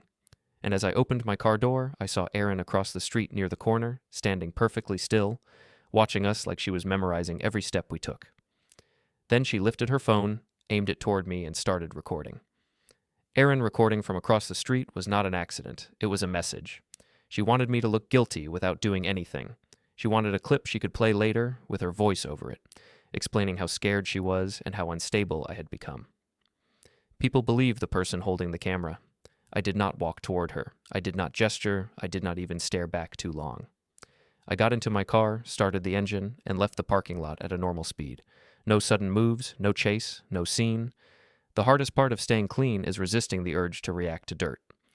At the first red light, I pulled over, took one photo through my windshield of the street corner where she stood, and captured the time on my dashboard clock in the frame. It wasn't proof of anything dramatic. It was proof that she was building a narrative. Then I drove straight to my shop and locked the door behind me like it was closing on a version of my life that no longer existed. The compliance email sat unread in my inbox for 2 hours while I forced myself to do normal work. A cracked screen replacement, a battery swap, a teenager's water-damaged phone that smelled like panic and soda. My hands needed the routine. My mind did not. When I finally opened the email, it was polite and sharp. They requested an interview. They requested documentation.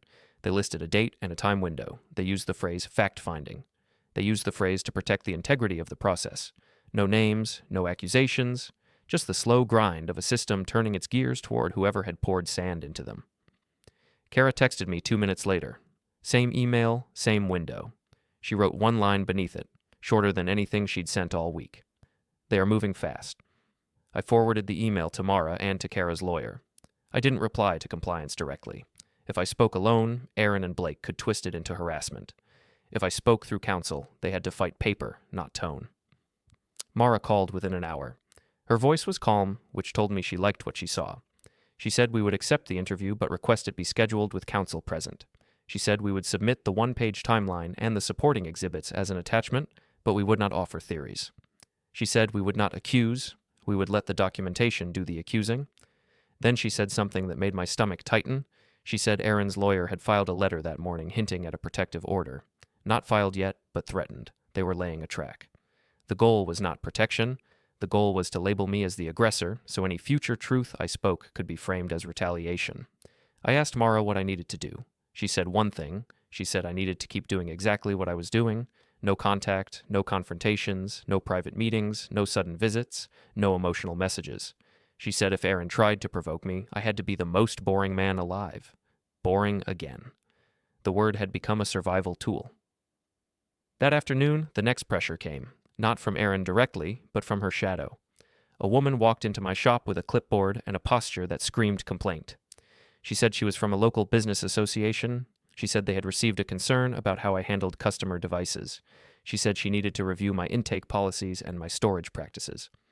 Her badge looked real, but her eyes were too hungry. She wasn't here for a policy review. She was here to see if I would panic. I told her she could email her request and I would respond with my attorney copied. I offered her a seat, a bottle of water, and nothing else. I didn't argue. I didn't act offended. I treated her like a routine inquiry. She didn't like that. She said she needed answers now. She said I was obstructing. She said I had complaints. I nodded once and asked for her full name, her organization, her contact email, and her supervisor's name. I wrote it down slowly in front of her. Then I asked her to leave her card so I could verify the request. Verification makes bluffers itch. Her lips tightened. She gave me a card that looked fresh off a printer. No wear, no crease, no actual office address, just a P.O. box. I thanked her, walked to the front door, opened it, and held it there politely until she left. As she stepped out, she lifted her phone as if she'd been recording the whole time. She wanted me to slam the door. She wanted me to shout.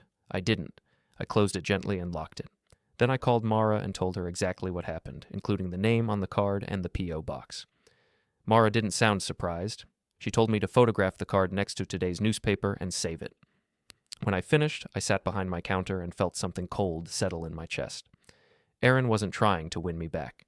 She was trying to collapse my credibility before the compliance interview. If I looked like a shady technician, my exhibits would look like a shady spouse's tricks. So I kept doing the only thing that worked. I made a record.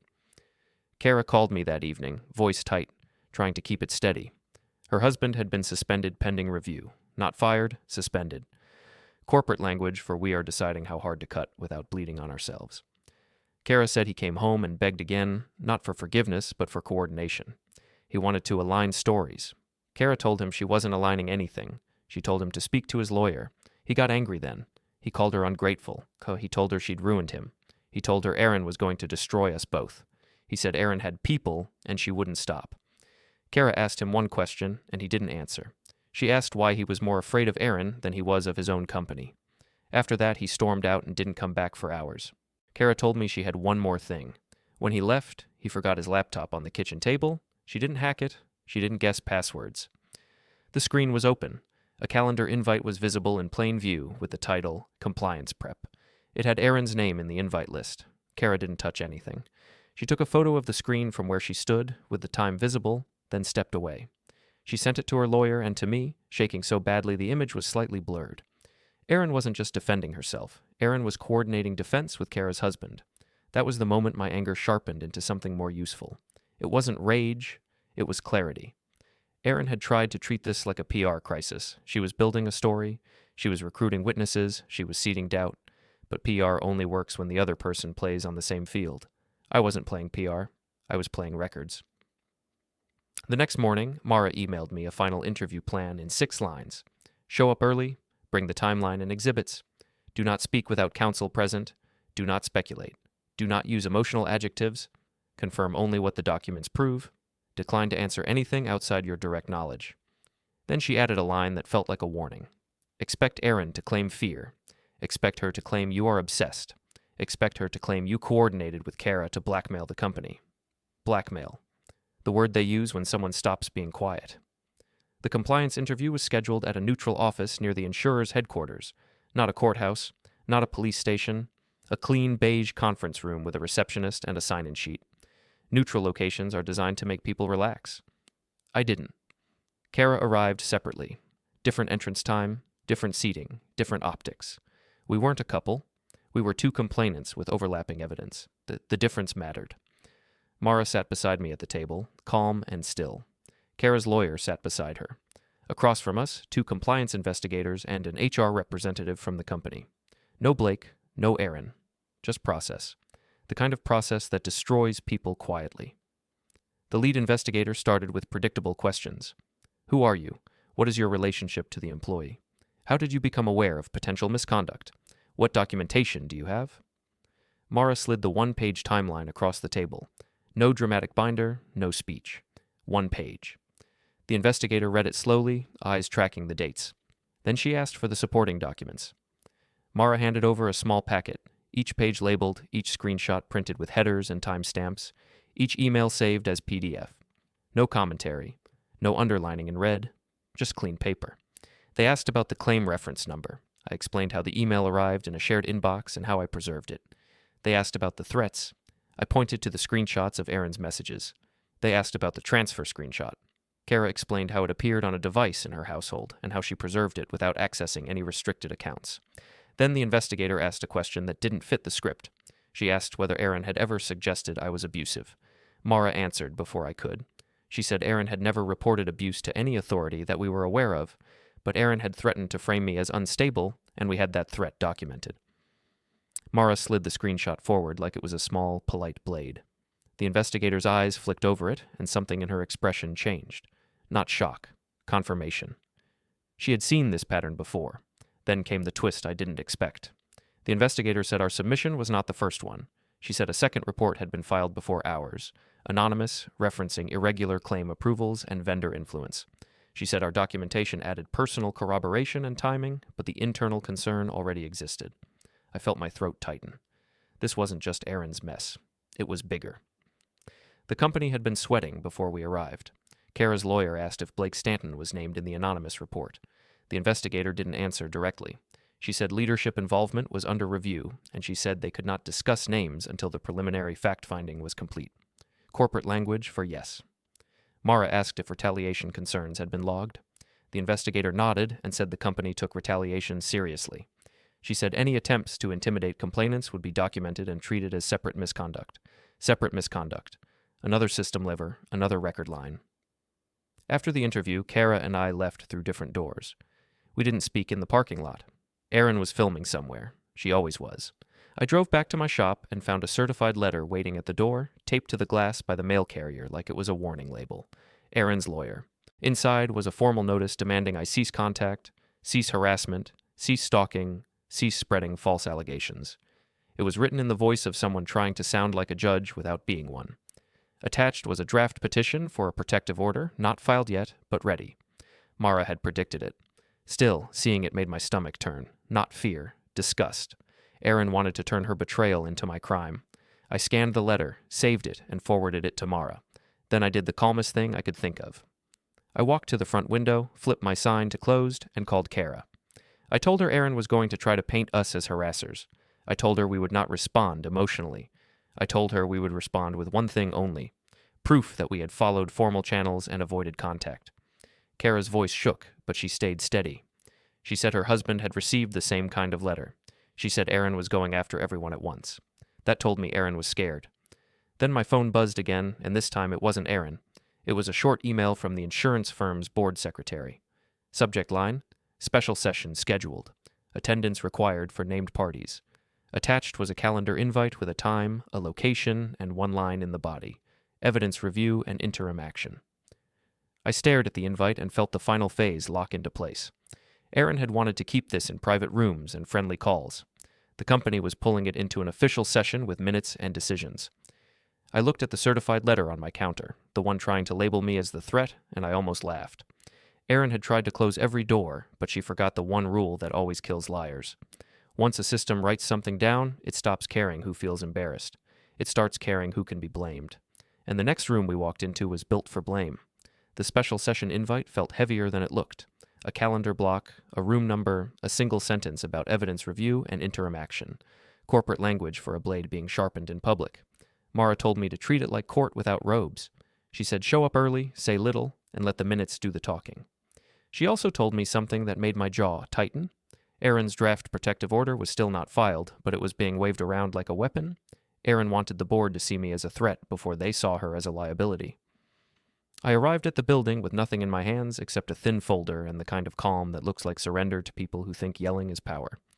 The lobby was busy in the way it gets before layoffs. Soft voices, hard faces, people pretending they were just here for coffee. Kara came in 10 minutes after me. Separate entrance, separate pace, same pale steadiness. Her lawyer walked beside her like a guardrail. We didn't nod at each other. We didn't need to. The cameras already had enough stories. The conference room for the session wasn't the big all-hands hall. It was smaller, colder, designed for decisions that ruin careers without applause. Long table, water pitchers, a screen at the front, and a board secretary already set up with a laptop and a stack of stamped sleeves. When Erin walked in, she came with her attorney and the same perfect blazer she'd worn at the all-hands, as if fabric could pass for innocence. She didn't look at me directly. She looked around the room like she was checking who mattered more than who was right. Blake arrived last. He didn't come in like a man about to be judged. He came in like a man expecting to judge someone else. He nodded at the HR rep, murmured something to a board member, and sat down with his shoulders loose. That kind of ease isn't confidence, it's habit. Then the door closed and the tone shifted. The chair of the session, a board member with a voice like a paper cutter, explained the purpose. Interim action. Evidence review, retaliation concerns, process, minutes recorded, no phones on the table. Any statements would be logged. Erin's attorney immediately tried to steer the room. He said his client was being harassed by a spouse and a disgruntled employee, that personal disputes were being dragged into professional spaces. He used the phrase coordinated smear. He used the phrase stalking. He mentioned the protective order draft as if it were already a fact. Mara didn't flinch. She didn't object loudly. She simply asked the chair to note one thing in the minutes. She asked the chair to note that no protective order had been filed, no court had reviewed any petition, and the only documented threats in evidence were threats Erin had sent in writing. The board secretary's fingers moved. Click, click, click. Erin's face tightened. Her attorney started to speak again, and the chair cut him off politely. The chair said interim action would be based on documented evidence and internal policy, not accusations without filings. That was the first crack in Erin's scaffold. The HR rep then confirmed in a flat voice that 2 hotline complaints had been received, 2 case IDs had been issued, and a 3rd anonymous report predated both. The HR rep said the company's compliance team had completed preliminary fact-finding and had prepared an evidence summary for the board. Blake's posture changed slightly at the word anonymous report. It wasn't fear, it was annoyance, like someone had spilled coffee on his schedule. The compliance lead stood and connected a laptop to the screen. No dramatic slideshow, no emotional music, just a simple table, dates, claim numbers, approval timestamps, vendor relationships, expense patterns, policy references, the kind of grid that makes liars sweat because it doesn't care how charming they are. The compliance lead said the findings suggested a pattern of improper influence over claim approvals tied to personal relationships. The lead said there were irregularities in documentation turnaround. The lead said there were payments that required explanation. The lead said there were signs of retaliation against complainants after reports were filed. Then the compliance lead did something that made the room go still. They displayed a timeline with names redacted, but the structure was clear: a fast claim approval, a payout, a hotel meeting disguised as a vendor review, a transfer reference, a chat fragment about a cut, a calendar invite titled Compliance Prep with Erin's name visible in the invite list photo Kara had captured. Erin's attorney objected, saying the photo was improperly obtained. Kara's lawyer answered calmly that the photo was taken from a visible screen in her home without any access to restricted systems, and that the company could verify the invite independently through its own logs. The board secretary typed again. Click, click. Blake leaned back in his chair, lips pressed, eyes narrowed. He was trying to look bored. Bored is what people perform when they think the room still belongs to them. The compliance lead then shifted to a second slide. Retaliation indicators. A pattern of threatening messages, including a written threat to contact a spouse's workplace, a written threat to destroy a business through complaints, and a claim that leadership had laughed at a complaint. Mara asked in a calm voice that the room note those threats were sent before any interview took place, showing premeditated intent to intimidate. The chair nodded once. The secretary typed it. Erin finally spoke. Not a scream, not a sob. A controlled statement meant for minutes. She said she felt unsafe. She said her husband had become obsessed. She said Kara was unstable. She said this was revenge, not truth. Then she made her mistake. She said she had only asked Blake for advice because she was scared of me. She said she had never influenced any claim. She said she barely knew how those systems worked. She said the payout timing was coincidence. The compliance lead looked at the chair and asked permission to respond with a verification. The chair granted it. The compliance lead placed a printed page in a clear sleeve on the table and slid it to the board secretary first. Not to me, not to Mara. The lead said the page was a record of internal account actions tied to Erin's claim file, direct contact notes, documentation overrides, and approval steps. The lead said Erin's name appeared in the contact log, and Blake's credentials appeared on the file access record. Blake's eyes flicked down for the first time, fast, involuntary. He had just been pulled out of the fog of authority and into the mud of logs. Erin's attorney tried to interrupt, but the chair raised a hand and told him to let the compliance lead finish. The compliance lead said they had also confirmed that an LLC tied to Erin received structured deposits from a vendor account connected to a third-party service provider. The lead didn't call it fraud. The lead called it an undisclosed conflict. The lead said it violated policy and created potential legal exposure for the company. The room felt colder. Kara sat perfectly still, hands folded. I watched her throat move as she swallowed. Not fear, relief that the truth had finally entered a room where it mattered. Blake finally spoke. He said the compliance lead was misinterpreting routine access. He said he checked many files as part of oversight. He said the company was overreacting. He said personal allegations were clouding judgment. He said he would not allow his name to be dragged by bitter spouses. Then Mara did the thing that ended his performance without raising her voice. She asked the chair to request one confirmation from the company's own system administrator, who was present in the back of the room. Mara didn't ask for private data. She asked for a simple verification, whether the access record was tied to Blake's credentials and whether the file actions occurred at the times shown. The system administrator stood, visibly uncomfortable, and answered in the only way people answer when they are under a record. He said yes. Credentials matched, times matched, actions logged. Blake's jaw tightened hard enough to show it. Erin's attorney pivoted again, trying to paint me as a stalker. He referenced Erin filming me across the street, framing it as evidence of fear. He said Erin recorded because she believed I might approach her. Mara asked for that point to be logged to. Then she asked one question. She asked why Erin chose to record from across the street instead of asking building security for escort or reporting a concern through the company's own process. She asked why Erin's first response was performance, not procedure. The chair didn't answer. The chair didn't have to. The question hung in the room like a smell. The board member leading the session then stated the interim action proposal in plain terms. Blake would be placed on administrative leave effective immediately pending full investigation. Erin would be placed on leave pending review for conflict violations and retaliation concerns. Kara's husband would remain suspended pending findings. All parties would be instructed not to contact each other outside counsel. Any further intimidation would be treated as separate misconduct. Blake stood halfway, like he couldn't believe a room had dared. He looked around, searching for allies the way a man searches for exits. Some people avoided his eyes. Some looked down. Nobody moved to save him. Erin's face went pale so fast it was almost impressive. She turned toward her attorney, whispering, "Urgent." Her attorney leaned toward the chair, asking for a private sidebar. The chair refused. Minutes were being recorded. Sidebars are for rooms that want to keep secrets. Erin's composure cracked then, not with tears, but with anger. She said this was unfair. She said she was being punished for personal drama. She said she had done nothing wrong. She said she would sue. She said I was ruining her life. I didn't answer. I didn't need to, because the next voice in the room wasn't mine. The compliance lead said, in a neutral tone, that the company had already initiated contact with external counsel and had prepared to cooperate with any regulatory inquiry if required. The lead said the company would also preserve all relevant records, including messages, calendars, and access logs. Preserve? Records. Those words have weight. Blake's confidence finally broke. He demanded to know who filed the anonymous report. He demanded to know who else was involved.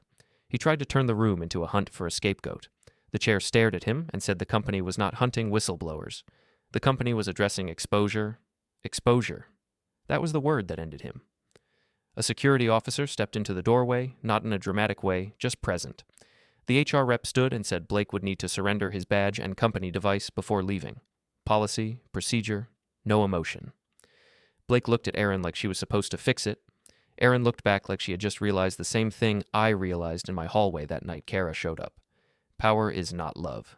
Power is conditional, Erin's attorney whispered to her. Erin shook her head sharply. She didn't want to surrender anything. She didn't want to be seen complying, but the room wasn't hers anymore. The system had already written down what it needed. The board secretary read back the interim action statement for the minutes. Evidence received, interim action approved, preservation initiated, parties notified. Every word was a nail. As the session ended, people stood slowly, not rushing, not celebrating, just shifting into the new reality. Blake was escorted out through a side door, badge surrendered, face tight with disbelief. Kara's husband wasn't in the room, but his name sat in the minutes like a stain he couldn't wash. Erin stayed seated for a second too long, frozen. Then she stood and walked toward me like she couldn't help it. Not to apologize, not to beg, to attack. She stopped 3 feet away, eyes bright, voice low. She said I was sick. She said I had destroyed her. She said I would regret this. I didn't move, I didn't speak. I just held up my phone and showed her the screenshot of her own message from days earlier, the one where she promised to destroy me if I embarrassed her in public. Her eyes flicked to the screen and widened. She swallowed hard. Kara stepped closer behind me, not touching me, just present. 2 witnesses. 2 worlds that used to be separate, now aligned by one simple truth. Erin turned away fast. shoulders stiff, and walked out of the room with her attorney trailing behind her, talking too quickly into his phone. I watched her leave and felt nothing like victory. I felt closure. The cold, clean kind. The kind that doesn't need hugs. My phone buzzed once more as the door swung shut behind her. It was a message from Mara. Temporary order hearing confirmed. Erin's threats and the board minutes will be submitted. I slipped the phone back into my pocket and looked at the table where the board secretary still sat, saving the file, locking the record, making sure the truth couldn't be edited later. Then I walked out of the building without looking back, leaving Erin's open door exactly where she had always wanted it, wide enough for her to walk through, and closed enough that she could never pretend she didn't choose it.